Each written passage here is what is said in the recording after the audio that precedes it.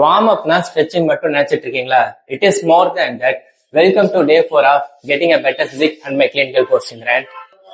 ஜென்ரலா ஜிம்மை பொறுத்த அளவுக்கு வார்ம் அப்னா எதை சொல்லுவாங்கன்னா stretching, pushups, pullups and dynamic moves. அதெல்லாம் ஒரு beginner level and also physically இன்ஆக்டிவான இண்டிவிஜுவல்ஸ் அதெல்லாம் ஓகேவா இருக்கும்.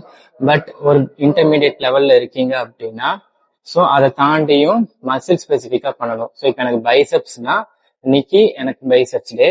ஸோ அதுக்கேற்ற மாதிரி நான் என்னோட வார்ம் அப் செட் வச்சிருப்பேன். ஸோ அப்படின்னா நான் இனிஷியலா ஒர்க் அவுட் ஸ்டார்ட் பண்ணும் போதே ஸோ இருக்கலே மினிமல் வெயிட்ல வந்துட்டு ஒரு 20 ரெப்ஸ் என்னோட பைசப் கர்ல்ஸ் வந்து நான் ஸ்டார்ட் பண்ணிடுவேன். ஸோ அப்படி ஸ்டார்ட் பண்ணும்போது என்னோட பிளட் சர்க்குலேஷன் அதிகமாயிரும் அண்ட் ஆல்சோ நியூரல் கனெக்ஷன் வந்துட்டு இம்ப்ரூவ் ஆயிரும். ஸோ அப்படி நான் ஹெவி வெயிட் போடுறேன்னா அது வந்துட்டு என் இன்ஜுரியில இருந்து ப்ரிவென்ட் பண்ணும். இதே நான் வெறும் ஸ்ட்ரெச்சிங் மட்டும் பண்ணிட்டு வந்து நான் பைசப்ஸ் கர்ல்ஸ் ஸ்டார்ட் பண்றேன் அப்படின்னா ஸோ நான் இப்போ அந்த இனிஷியல் வெயிட் இல்லாம அதோட அதிகமான வெயிட் போட்டு பண்றேன் அப்படிங்கும்போது எனக்கு இன்ஜுரி வரதுக்கான சான்சஸ் வந்து அது.